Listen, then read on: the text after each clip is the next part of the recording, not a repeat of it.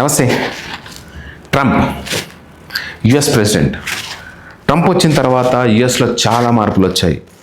అసలు ఇలాంటి మార్పులు వచ్చాయి అంటే ఇప్పటిదాకా ప్రపంచం ఎప్పుడూ కని విని ఎరగని ఊహకందని ఎన్నో చేంజెస్ తీసుకొస్తున్నాడు. ఎగ్జాంపుల్ చెప్పాలంటే ఇప్పటికిప్పుడు రీసెంట్గా నిన్ననో మొన్ననో తెలీదు, డిపార్ట్మెంట్ ఆఫ్ ఎడ్యుకేషన్ని రద్దు చేశాడు ట్రంప్. అసలు ఆర్థిక మాన్యం లేదు, సరే గవర్నమెంట్ నష్టాల్లో ఉందనుకుందాం. గవర్నమెంట్ నష్టాల్లో ఉంటే విద్యను ఎవరన్నా పిల్లలకి అందజేయడానికి ట్రై చేశారు, దాన్ని ఎవరన్నా ఆ డిపార్ట్మెంట్ ఎవరన్నా గెలుపుతారా? బట్ ట్రంప్ ఇది అనవసరం అని చెప్పేసి డిపార్ట్మెంట్ ఆఫ్ ఎడ్యుకేషన్ని రద్దు చేశాడు. ఇన్ఫ్యాక్ట్ మనలో ఇప్పుడు గవర్నమెంట్ స్కూల్స్ అలాంటివి ఉంటాయి కదా, సో దాన్ని రద్దు చేశాడు అనమాట. ప్రైవేట్ స్కూల్స్కే వెళ్ళాలి ఇంకా ప్రజలు, నాకు తెలిసి, ఇఫ్ ఐఎమ్ నాట్ రాంగ్. అసలు ఈ విద్యా విధానం ఎందుకు రద్దు చేస్తున్నాడో తనకే తెలియాలి. అట్ ది సేమ్ టైం మీ అందరికీ తెలుసు, వీసాలను కూడా చాలా కఠినం చేశాడు ట్రంప్.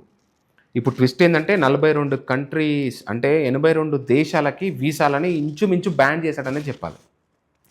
రష్యా కావచ్చు, చైనా కావచ్చు, పాకిస్తాన్ కావచ్చు, ఇలా ఎన్నో దేశాలు ఉన్నాయన్నమాట. సమ్ గల్ఫ్ కంట్రీస్, వీటన్నిటినీ బ్యాన్లో పెట్టేశాడు. వీసాల్లో రావడం అతి కష్టం కాదు, కానీ ఇంకా రాదు ఇక వీసాలు. ఆల్మోస్ట్ 42 దేశాలకు ఆల్రెడీ రూల్ పాస్ చేసేసాడు సార్. ఇంకోటి, గ్రీన్ కార్డ్ అనేది స్టాప్ చేసేసాడు. ఇప్పుడు గ్రీన్ కార్డ్ ఉన్న వాళ్ళకు కూడా అక్కడ జాబ్స్ వెళ్ళిపోయిన తర్వాత ఇండియాకు రాక తప్పని పరిస్థితి. అసలు ఏం జరుగుతుంది? విశ్లేషకులు కావచ్చు, లేకపోతే ఆర్థిక వ్యవస్థని వీళ్ళు విశ్లేషించే వాళ్ళు అంటారు కదా, ప్రిడిక్ట్ చేసేవాళ్ళు, సో కాల్ వాళ్ళు ఏమంటున్నారంటే ఆల్రెడీ ఆల్మోస్ట్ 50 to 60% అమెరికా అనేది రెసెషన్లోకి వెళ్ళిపోయింది. ఈ ట్రేడ్ వార్ ఏదైతే ఉందో, దీన్ని ట్రేడ్ వార్ అనడం కంటే వరల్డ్ వార్ అనాలి. ఎందుకంటే ఈ ట్రేడ్ వార్లో సామాన్య జనాలే చచ్చిపోతుంటారు. ఆల్రెడీ టారిఫ్లు తో కెనడాతో కొట్లాట, పక్కనే ఉన్న మెక్సికోతో ఫైట్, వీళ్ళకి టారిఫ్లు విధించారు, వాళ్ళు కొంటారా, వాళ్ళు టారిఫ్లు వీళ్ళ మీద విధించారు.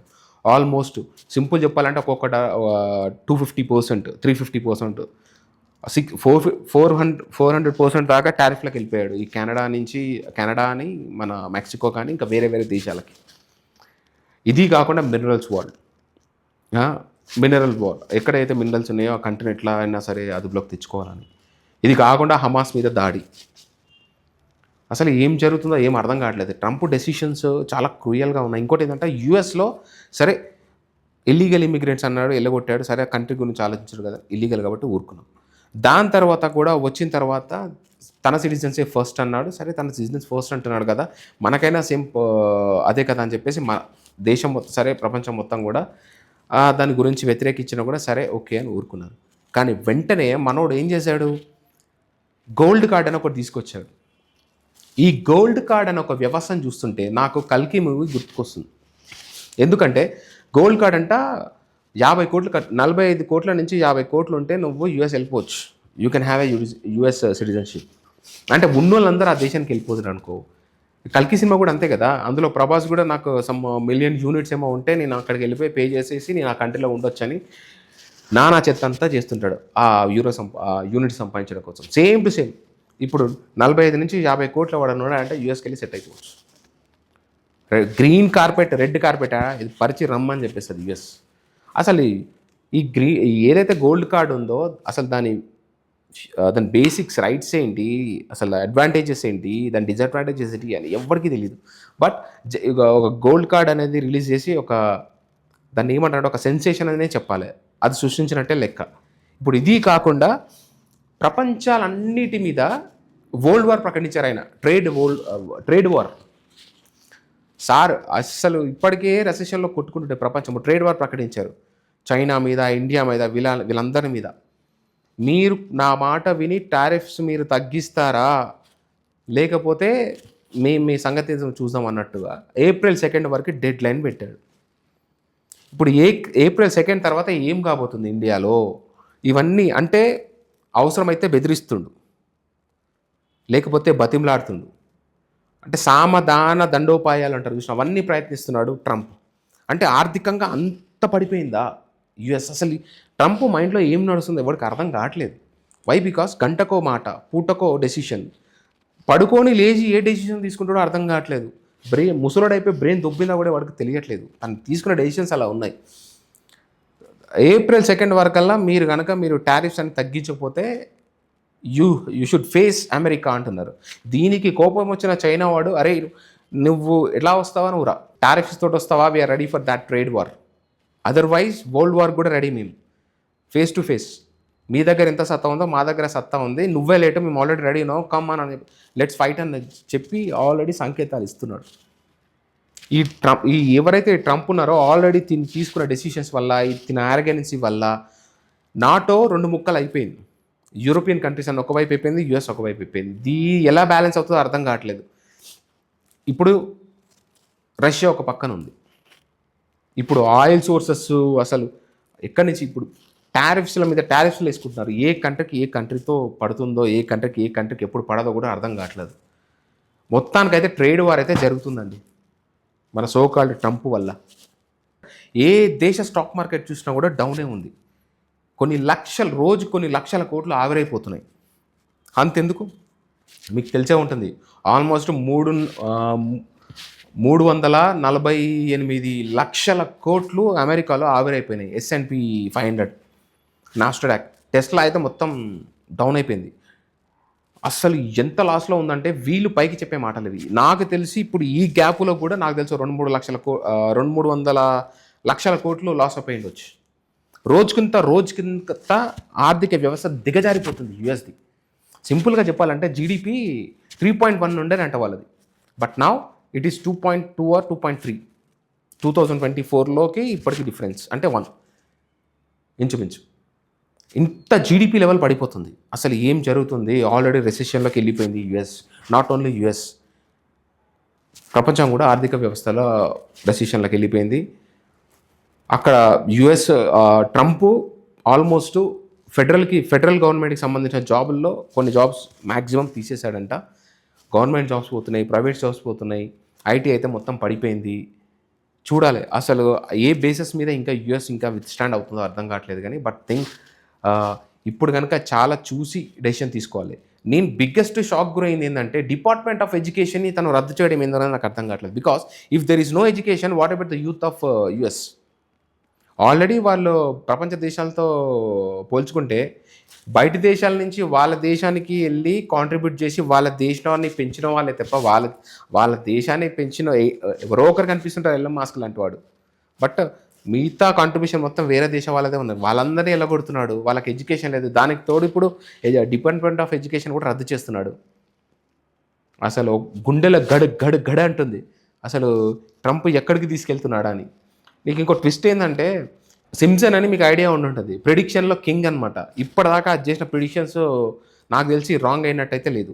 దాంట్లో ప్రిడిక్షన్ ఏంటంటే, ప్రపంచానికి April 2 డెడ్ లైన్ ప్రకటించిన ట్రంప్కి ఆ సింప్సన్ వాళ్ళు నాకు తెలిసి ఏప్రిల్లోనే డెడ్ లైన్ ప్రకటించారు. అంటే ట్రంప్ హత్య చేయబడతాడంట ఈ ఏప్రిల్లో. ఇది ఎంతవరకు నిజమన్నది దిస్ వాజ్ అనే Simpson prediction. And World War 3 కూడా రాబోతుందని చెప్పేసి 2025లో సింప్సన్ ప్రిడిక్షన్. ఇది ఎంతవరకు నిజం అనేది చూడాలి. మీరు యూట్యూబ్ చూసినట్టయితే మీకు చాలామంది తమ్నీల్స్ పెడుతున్నారు, యుఎస్ కంట్రీ పీపుల్లే, ఇంగ్లీష్ వాళ్ళే తమ్నీల్ పెడుతున్నారు ఎండ్ ఆఫ్ ట్రంప్ అని. డేట్తో సహా ఏప్రిల్ సోకాల్ ఏదో డేట్లు మెన్షన్ చేసి పెడుతున్నారు. 4th or 5th some, you can check it out in YouTube. ప్రపంచానికి డెడ్ లైన్ పెట్టిన ట్రంప్కి సింప్సన్ వాళ్ళు పెట్టిన డెడ్ లైన్ ఏప్రిల్ ఎండ్.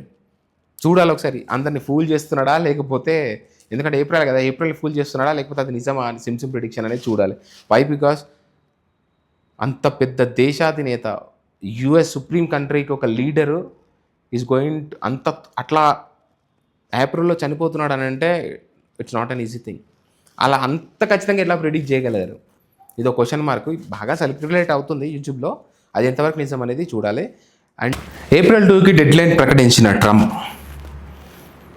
మన ట్రంప్ అమెరికాకి ఇండియాకి ట్రేడ్ వార్, టారిఫ్స్ని తగ్గించమని తన కోరిక. ఎంతవరకు తగ్గించాలి? ఆల్రెడీ తగ్గించడానికి ప్రయత్నం చేస్తున్న మోడీని చాలా చోట్ల కించపరిచాడు, వ్యతిరేకంగా మాట్లాడాడు ట్రంప్. అదే కాకుండా వాళ్ళ ఆర్థిక వ్యవస్థకు సంబంధించిన సెక్రటరీస్ అని పేరు సంథింగ్ ఏదో ఉంటుంది, ఆ పర్సన్ ఏమన్నాడంటే యుఎస్ గవర్నమెంట్ అని చెప్పొచ్చు, వాళ్ళు మన దగ్గర నుంచి ఏమి ఎక్స్పెక్ట్ చేస్తారంటే they want to reduce our tariffs agriculture సంబంధించిన గూడ్స్ మీద కానీ, అగ్రికల్చర్ మీద కానీ, ఇంకా ఏవైతే మనకి పేటెంట్ రైట్స్ ఉంటాయో వాటి మీద కానీ, గవర్నమెంట్ ఇన్వాల్వ్మెంట్ సైట్ల మీద కానీ, వీటన్నిటి మీద మనకు టారిఫ్స్ చేయమన్నాడు. అంటే వాళ్ళు చెప్పేది ఏంటంటే ఇంచుమించు గవర్నమెంట్కి సంబంధించిన అగ్రికల్చర్కి సంబంధించిన గూడ్స్ అయినా సరే వాళ్ళు అమ్మగలగాలి ఇండియాకి వచ్చి, ఇది అగ్రికల్చర్ సంబంధించిన ఏదైనా సరే. అట్ ద సేమ్ టైం పండిన పంటను కూడా ఎటువంటి ఆంక్షలు లేకుండా డైరెక్ట్గా ఫార్మర్స్ దగ్గరనే వీళ్ళకి కొనుక్కునేటట్టుగా వీళ్ళకి పర్మిషన్ ఇవ్వాలంట. అండ్ డేటా ఫ్లో ఏ రిస్ట్రిక్షన్స్ లేకుండా వాళ్ళ డేటా మొత్తం వీళ్ళకి ఇవ్వాలంట. హౌ ఇట్ ఈస్ పాసిబుల్ అంటే ఇండైరెక్ట్గా మన దేశాన్ని తీసుకెళ్ళి వాళ్ళ చేతిలో పెట్టాలి ట్రేడ్ పరంగా. దీన్ని ఫ్రీ చేయమని చెప్పేసి సోకాల్డ్ యుఎస్ గవర్నమెంట్ మనల్ని అడుగుతుంది. అండ్ ట్యాక్సేషను ఆల్రెడీ వాళ్ళు క్లెయిమ్ చేసిన దానికి 100% ట్యాక్సేషను అది ఇదని మాట్లాడు. సో ఆ ట్యాక్సేషన్ అనేది ఎగ్జాంపుల్ చెప్పాలంటే హ్యార్లీ డేవిడ్సన్ అని ఒకప్పుడు 100% ఉండేది, అది 50% అయింది. దాని తర్వాత నౌ ఇట్ హ్యాస్ బికమ్ 30%. ఇన్ని చేస్తున్నా కూడా మనోడు మాట్లాడే మాటలు మాత్రం చాలా అరగెంట్గా ఉన్నాయి. అట్ ద సేమ్ టైం మీరు తగ్గపోతే మీ మీద ట్రేడ్ వార్ ప్రకటిస్తాం, మేము కూడా టారిఫ్లు వేస్తామని చెప్పి మాట్లాడుతున్నాం. సో మనకు ఉడిగేది ఏముంటుంది ఇప్పుడు? వాళ్ళ బిజినెస్ మన దగ్గర చాలా తక్కువ. యాక్చువల్గా మనం పంపించే ఎక్స్పోర్టు చాలా తక్కువ, వాళ్ళు ఎక్స్పోర్ట్ చేసేదే చాలా ఎక్కువ. వాళ్ళకే లాస్, కానీ మనకు కాదు. మన అగ్రికల్చర్కి సంబంధించి సపోర్ట్ చేసేవి ఏవైతే ఉంటాయో అవి ఆల్మోస్ట్ 700 మిలియన్, వాళ్ళది జస్ట్ 12 మిలియన్. సో వాళ్ళకే లాస్ తప్ప మనకైతే లాస్ లేదు. సో ఇండియా అయితే ఎట్టి పరిస్థితుల్లో ఇందులో ఊకోదు. And at the same time ఒక టెస్లా కార్స్ కానీ ఆ గూడ్స్ కానీ ఇక్కడికి వచ్చినాయి అనుకో, మన పరిస్థితి ఏంటి? టారిఫ్స్లు అని వీళ్ళు మొత్తుకుంటారు, కానీ ఒకవేళ మనం అన్నీ తీసేసామనుకోండి, సరే 25% 10% టారిఫ్స్లు వేసినాం, టెస్లా వచ్చేస్తుంది, ఇంకోటి వచ్చేస్తుంది. మరి ఇండియన్ కంపెనీస్ అన్నీ ఏం కావాలి? ఇండియాలో బతికేవాడే ఏం కావాలి? సో వాడు బతకడం కోసం వాడు చేస్తే మాత్రం రైట్, మనం చేస్తే మాత్రం రాంగ్. సరే మీకు నచ్చకపోయినా ఒక పాత నానుడి ఉంటుంది, వాడు చేస్తే మాత్రం సరసము, మనం చేస్తే మాత్రము అదేంది, వాడు చేస్తే శృంగారం, మనం చేస్తే వ్యభిచారం. ట్రంప్కు నచ్చితేనే మంచిది, లేకపోతే లేదు. సో ఫైనల్గా అయితే ఒకటైతే కన్ఫర్మ్ అండి, ఈ April 2 వరకు వెయిటింగ్. ప్రపంచం మొత్తం ఏం జరగబోతుందా అని కుతూహలంగా ఎదురు చూస్తుంది. ట్రంప్ నిజంగా మేకపోతు గాంభీర్యాన్ని ప్రదర్శించాడా, లేకపోతే నిజంగానే తన ఒక లయన అనేది మనకి April 2 తెలుస్తుంది. లేదా సింప్సన్ ప్రిడిక్షన్ చేసినట్టు ట్రంప్ డెడ్ లైన్ పెట్టాడు కరెక్టే, కానీ సింప్సన్ ట్రంప్కి డెడ్ లైన్ పెట్టింది నిజమా? అసలు ఈ డెడ్ లైన్ ఏది కరెక్ట్ అనేది మనకి April మంత్లో తెలుస్తుందండి. Let's wait till April.